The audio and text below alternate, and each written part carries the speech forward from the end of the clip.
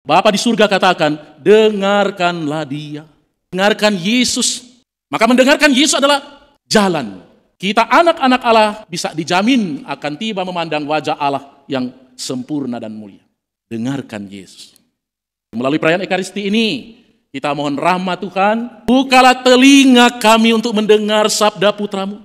Bukalah hati kami untuk menyimpan dan merenungkan sabda putramu seperti Santa Perawan Maria.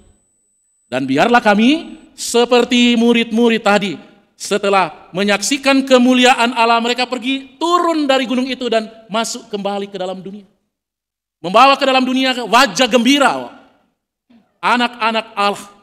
Menghadirkan ke tengah-tengah dunia kegembiraan dan sukacita anak-anak Allah. Dan itulah misi kita sejenak di atas Gunung Tabor Ekaristi ini. Setelah makan minum bersama Yesus, kita kembali membawa kegembiraan itu kepada siapapun yang kita jumpai. Gereja Santo Kristoforus itu punya anak namanya Paroki Tomang, Gereja Maria Bunda Karmel. Ketika paroki ini berumur 20 tahun, punya anak namanya Paroki Meruya, Maria Kusuma Karmel. Kita ini cucunya Gereja Santo Kristoforus. Kita ini umurnya sudah 30 tahun dan belum punya anak. Kelak kalau kita punya anak, untuk perawatan anak ini kita minta sumbangan ke opa. Sekarang opa ini minta sumbangan dari cucu-cucunya. Jadi nanti kalau Bapak Ibu meninggalkan gereja ini dan sudah mendapatkan amplop, tolong diisi dengan sukacita, jangan dengan terpaksa. Karena opa kita memang butuh dana. Ya, pembangunan gereja yang masih sedang berlangsung. Kemah yang sedang dibangun itu besar. Ketinggian plafon ini hanya sekitar 12 meter. Di gereja Santo Kristoforus itu tingginya 47 meter. Ya, besar. Maka biayanya juga besar. Ya, saya sudah datang ke lokasi melihat pembangunan gereja itu.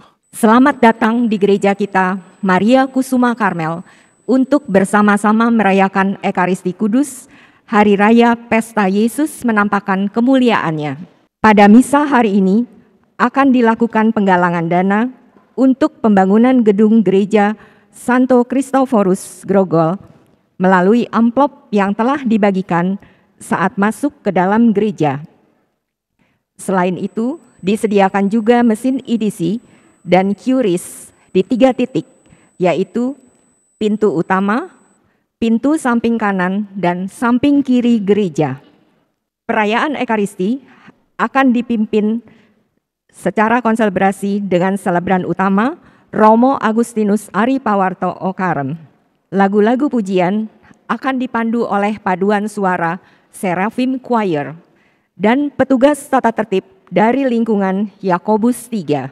Saudara-saudari terkasih, mari kita bangkit berdiri, mempersiapkan dan menyatukan hati kita untuk memulai perayaan Ekaristi. Dalam nama Bapa dan Putra dan Roh Kudus. Amin. Tuhan bersamamu. Dan bersama rohmu. Para opa oma, bapak ibu, saudara-saudari, kaum muda, kaum remaja dan anak-anak, seluruh umat Tuhan yang hadir dalam perayaan Ekaristi ini, saya ucapkan selamat datang, juga yang baru datang, dan selamat pagi. Pagi ini hadir bersama kita Romo Berti dari kongregasi MSC, tinggal di Paroki Grogol, Gereja Santo Kristoforus. Beliau hadir bersama tim penggalangan dana untuk pembangunan Gereja Santo Kristoforus. Kita tahu bahwa Gereja Santo Kristoforus itu punya anak yang namanya Paroki Tomang, Gereja Maria Bunda Karmel. Ketika paroki ini berumur 20 tahun, punya anak yang namanya Paroki Meruya, Gereja Maria Kusuma Karmel. Kita ini cucunya Gereja Santo Kristoforus. Tapi kita ini umurnya sudah 30 tahun dan belum punya anak. Kelak kalau kita punya anak, untuk perawatan anak ini kita minta sumbangan ke opa. Ya. Sekarang opa ini minta sumbangan dari cucu-cucunya, ya, yang ada di wilayah Paroki Meruya ini. Jadi nanti kalau Bapak Ibu meninggalkan gereja ini dan sudah mendapatkan amplop, tolong diisi dengan sukacita ya, jangan dengan terpaksa, karena OPA kita memang butuh dana ya, pembangunan gereja yang masih sedang berlangsung. Kemah yang sedang dibangun itu besar. Ya, kalau kita lihat ketinggian plafon ini hanya sekitar 12 meter. Di gereja Santo Kristoforus itu tingginya 47 meter. Ya, besar. Maka biayanya juga besar. Ya, saya sudah datang ke lokasi melihat pembangunan gereja itu. Bapak Ibu, saudara-saudari, mari kita persiapkan hati kita mohon kerahiman Allah, supaya kita juga boleh mengalami seperti Petrus, mengalami Yesus yang hadir dalam kemuliaannya. Maka mari kita dengan rendah hati mohon ampun atas semua kesalahan dan dosa yang menghalangi mata batin kita melihat cahaya kemuliaan Tuhan. Bacaan dari Nubuat Daniel. Aku, Daniel, melihat tahta-tahta dipasang. Lalu duduklah yang lanjut usianya. Pakaiannya putih seperti salju dan rambutnya bersih seperti bulu domba. Tahtanya dari nyala api, roda-rodanya dari api yang berkobar-kobar. Suatu sungai api timbul dan mengalir dari hadapannya. Beribu-ribu melayani dia, beratus-ratus ribu berdiri di hadapannya. Lalu duduklah majelis pengadilan dan dibukalah kitab-kitab. Aku terus melihat dalam penglihatan itu, tampak dari langit bersama awan gemawan, seorang serupa anak manusia. Ia menghadap dia yang lanjut usianya itu, dan ia dihantar ke hadapannya. Kepada dia yang serupa anak manusia itu, diserahkan kekuasaan dan kemuliaan dan kekuasaan sebagai raja. Maka segala bangsa, suku, dan bahasa mengabdi kepadanya. Kekuasaannya kekal adanya, dan kerajaannya tidak akan binasa. Demikianlah sabda Tuhan. Tuhan adalah Raja, Maha tinggi di atas seluruh bumi. Tuhan adalah Raja, Maha tinggi di atas seluruh bumi. Tuhan adalah Raja, biarlah bumi bersorak-sorai, biarlah banyak pulau bersukacita. Awan dan kekelaman ada di sekelilingnya, keadilan dan hukum adalah tumpuan tahtanya.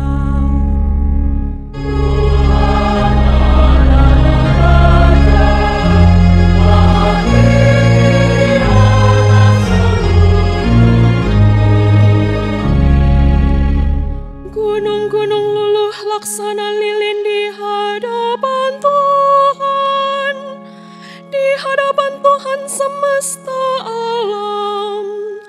Langit memberitakan keadilannya, dan segala bangsa melihat kemuliaannya.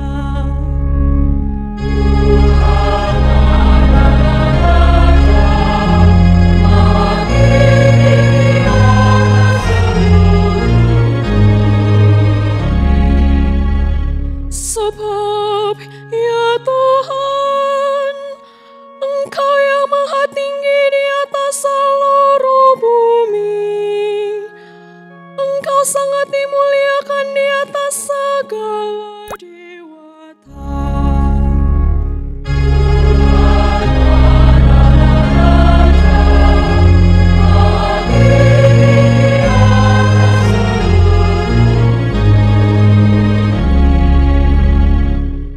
Bacaan dari surat kedua Rasul Petrus. Saudara-saudara, Kami tidak mengikuti dongeng-dongeng isapan jempol manusia ketika kami memberitakan kepadamu kuasa dan kedatangan Tuhan kita Yesus Kristus sebagai Raja. Tetapi kami adalah saksi mata dari kebesarannya. Kami menyaksikan bagaimana Ia menerima kehormatan dan kemuliaan dari Allah Bapa ketika suara dari Yang Maha Mulia datang kepadanya dan mengatakan, "Inilah anak yang kukasihi, kepadanyalah aku berkenan." Suara itu kami dengar datang dari surga ketika kami bersama-sama dengan Dia di atas gunung yang kudus.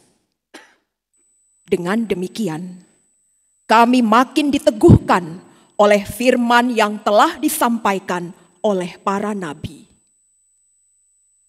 Alangkah baik kalau kamu memperhatikannya, sama seperti memperhatikan pelita yang bercahaya di tempat yang gelap sampai fajar menyingsing dan bintang timur terbit bersinar di dalam hatimu. Demikianlah sabda Tuhan. Haleluya, haleluya, haleluya, haleluya, haleluya, haleluya.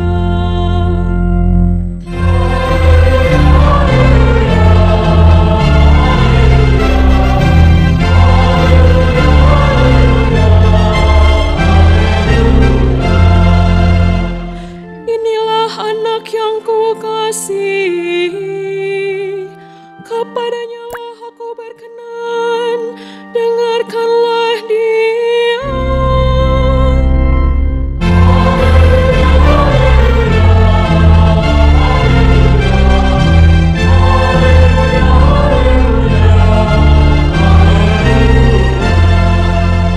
Tuhan bersamamu.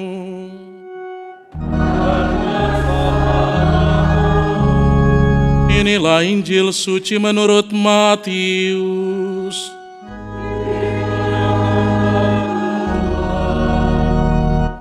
Sekali peristiwa Yesus membawa Petrus, Yakobus, dan Yohanes saudaranya, Ia naik ke sebuah gunung yang tinggi bersama-sama mereka.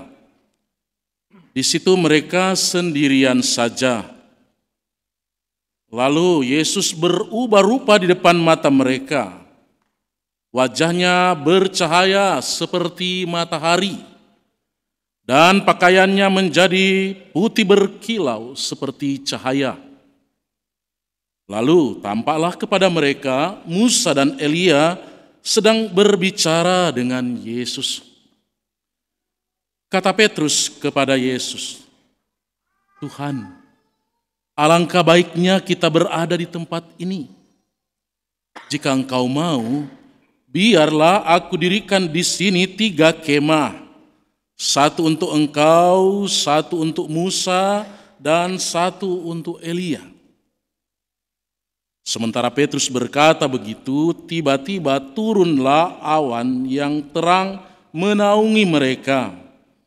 Dan dari dalam awan itu terdengar suara yang berkata, "Inilah putraku yang terkasih, kepadanyalah aku berkenan, dengarkanlah dia." Mendengar itu tersungkurlah murid-murid Yesus dan mereka sangat ketakutan. Lalu Yesus datang kepada mereka dan menyentuh mereka sambil berkata, "Berdirilah, jangan takut." Ketika mengangkat kepala, mereka tidak melihat seorang pun kecuali Yesus sendiri. Pada waktu mereka turun dari gunung itu, Yesus berpesan kepada mereka, "Janganlah kamu ceritakan penglihatan itu kepada siapapun sebelum Putra Manusia dibangkitkan dari antara orang mati." Demikianlah sabda Tuhan.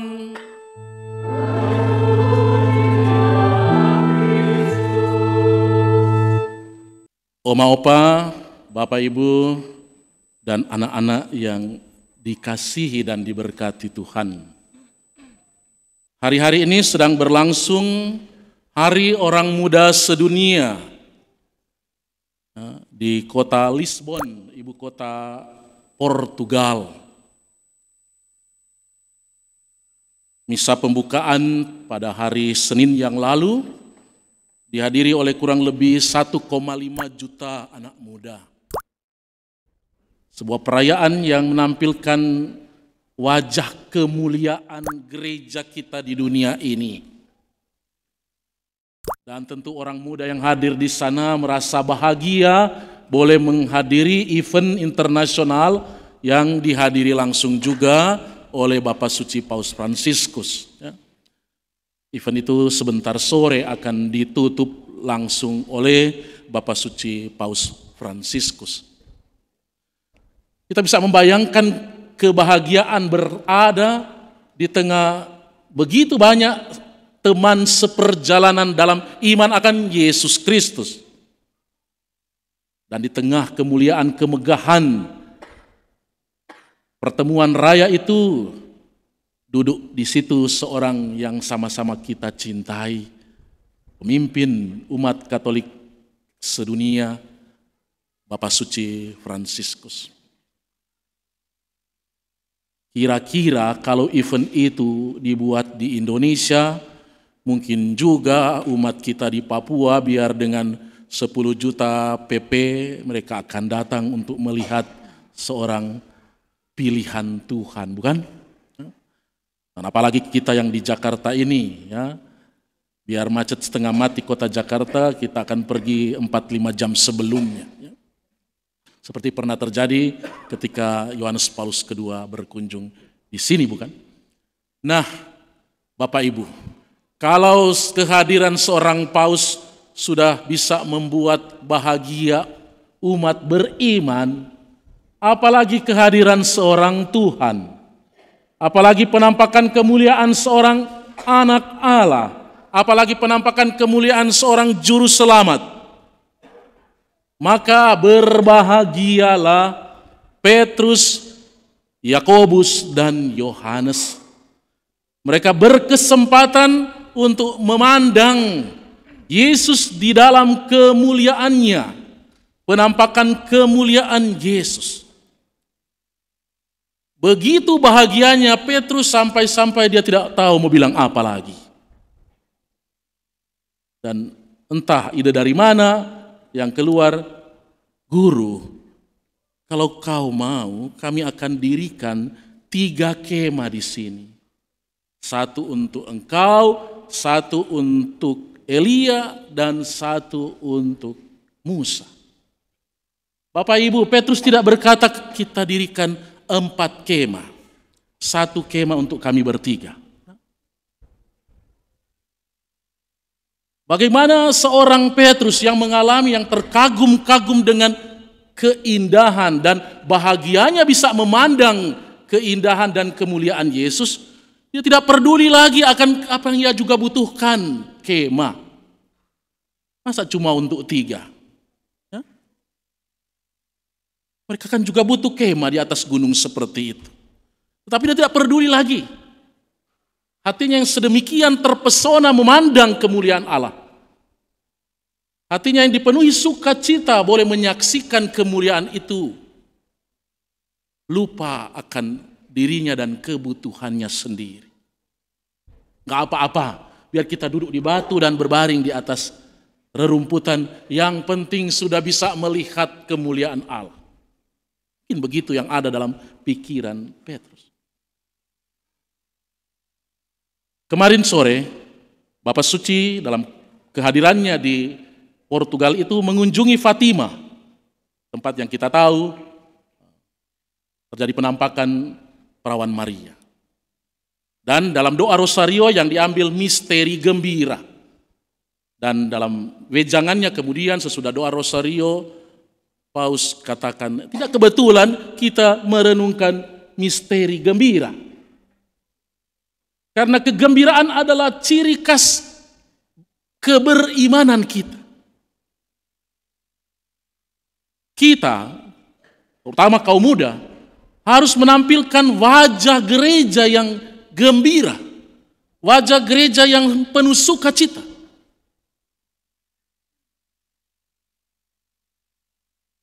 Tidak boleh kita menampilkan wajah yang berduka cita. Dalam satu tulisannya, Paulus katakan, jangan kita seperti orang baru pulang dari pemakaman. Umat Kristiani, pengikut Kristus harus menampilkan wajah kegembiraan, sukacita, seperti yang dialami oleh Petrus dalam kisah di atas Gunung Tabor tadi. Peristiwa ini terjadi tidak lama setelah Yesus memaklumkan kepada para muridnya bahwa anak manusia yang kamu ikuti ini, dia akan ditangkap, dihukum, disalibkan, dan akan mati. Tentu pemberitaan itu akan membuat murid-murid bertanya, astaga, masa kita punya guru akan seperti itu? Apa gunanya kita mengikuti dia? Tetapi Yesus kemudian melalui peristiwa di atas Gunung Tabor itu menampilkan hidup Yesus tidak akan berakhir di atas salib, tetapi ia akan mengalami kemuliaan. Kemuliaan yang mereka bisa lihat langsung. Tetapi juga sebuah kemuliaan seperti yang dilukiskan dalam bacaan pertama tadi. Kemuliaan yang akan datang, yang akan menjadi tujuan persiarahan kita semua. Bahwa kita akan berkumpul untuk memandang wajah Tuhan, Raja semesta alam. Tentu Bapak Ibu, Saudara dan Saudari kita semua rindu untuk pada akhirnya setelah persiarahan di muka bumi ini boleh tiba di tempat kemuliaan Allah yang kita sebut surga itu. Tapi pertanyaannya adalah apa yang harus kita buat supaya kita boleh menikmati kemuliaan Allah itu? Injil hari ini menegaskan hal yang perlu kita buat supaya kita boleh mengambil bagian dalam kemuliaan itu nanti. Yang pertama, Yesus memaklumkan Yesus sebagai putranya, yang dengan demikian pula mengangkat martabat kita bahwa kita yang disebut Yesus saudara-saudaraku, maka kita juga adalah anak-anak Allah. Maka berbahagialah dengan status kita sebagai anak Allah. Mari kita berbahagia dan bersukacita bahwa kita telah oleh baptisan mendapatkan status itu. Aku anak Allah. Maka kalau aku anak Allah, aku pewaris rumah Allah.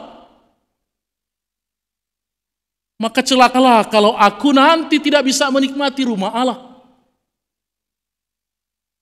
Aku harus menikmati rumah Bapakku. Supaya di mana Bapa berada, di situ juga anak berada. Yesus anak Allah sudah berada bersama Bapanya. Persoalannya adalah kita. Kita anak-anak Allah, akankah kita berada di hadapan Bapa nanti?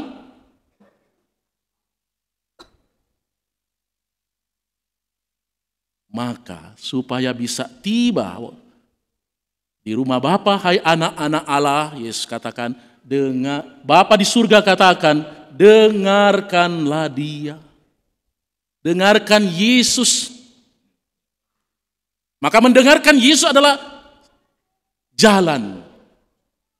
Kita anak-anak Allah bisa dijamin akan tiba memandang wajah Allah yang sempurna dan mulia. Dengarkan Yesus. Maka Bapak, Ibu, Saudara dan Saudari, melalui perayaan Ekaristi ini, kita mohon rahmat Tuhan. Tuhan, bukalah telinga kami untuk mendengar sabda putra-Mu.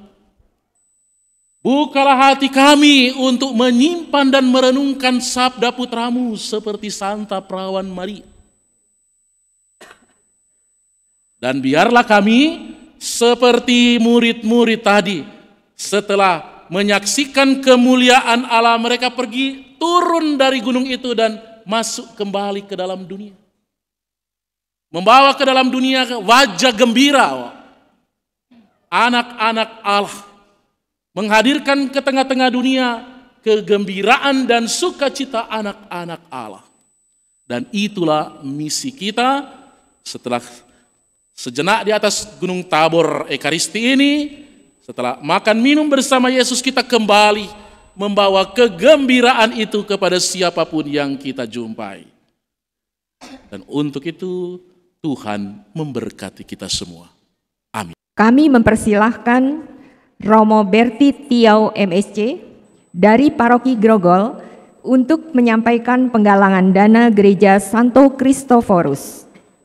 Baik, terima kasih atas kesempatan untuk mengungkapkan sesuatu di tempat ini. Yang pertama-tama kami mau mengatakan dan mengucapkan selamat merayakan, mensyukuri 100 tahun berkarya di Indonesia untuk Romo dan teman-teman seordo. Kami juga turut bersyukur atas kehadiran Ordo Karmel selama 100 tahun di Indonesia ini. Yang kedua, saya bersama panitia pembangunan gereja Santo Kristoforus Grogol, seperti dikatakan Pastor Paroki tadi, bagaikan seorang opa yang mengunjungi cucunya. Kunjungan yang punya maksud. Bapak Ibu, saya baru 1 bulan berada di Grogol, pindahan dari Manado. Tapi hari ini saya merasa betul-betul seperti di atas Gunung Tabor. Baru sekarang saya merasakan berada di sebuah gereja yang megah, bagus, dan adem.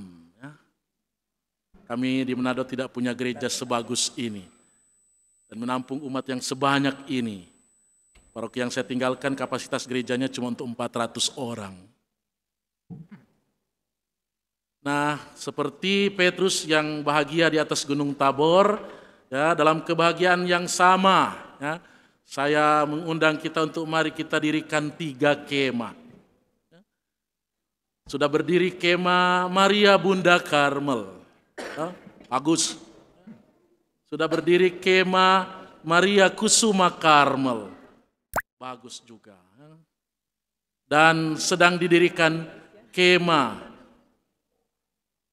Kristoforus. Ya.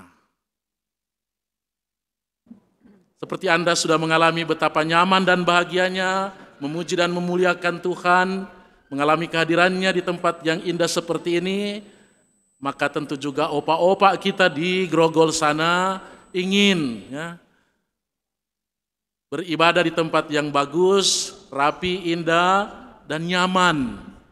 Kami sekarang beribadah di aula yang panas, karena kayak gudang, cuma ada 1 pintu di depan.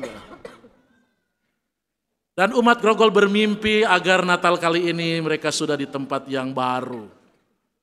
Tetapi bangunan katanya baru dalam 80%.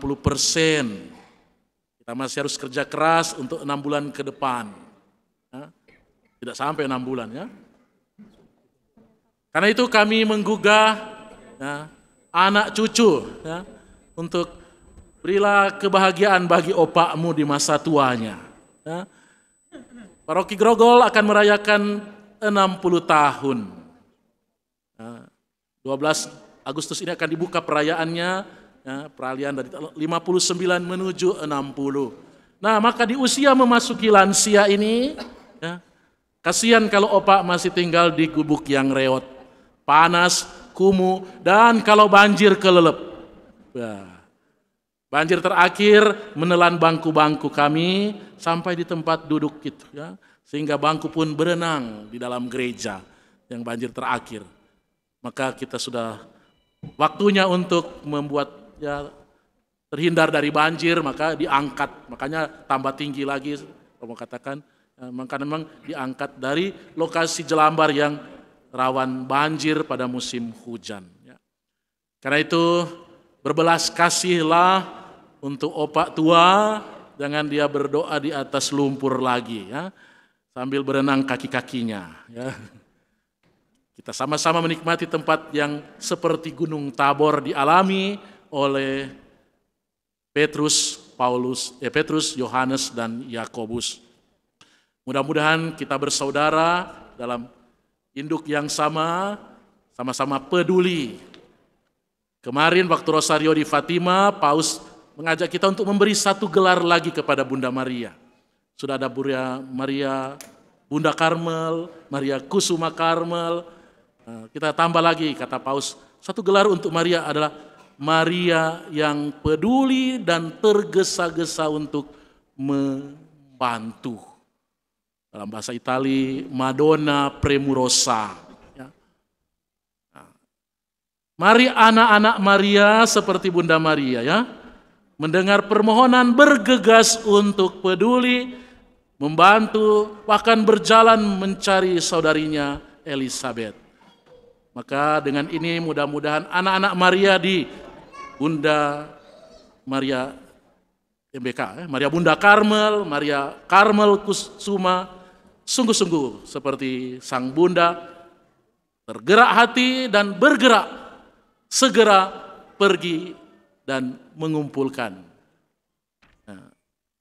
Paus Fransiskus katakan kemarin, di kitab suci hanya tercatat Maria berkata kepada Yesus, kepada orang-orang di Kana, buat apa yang dia bilang.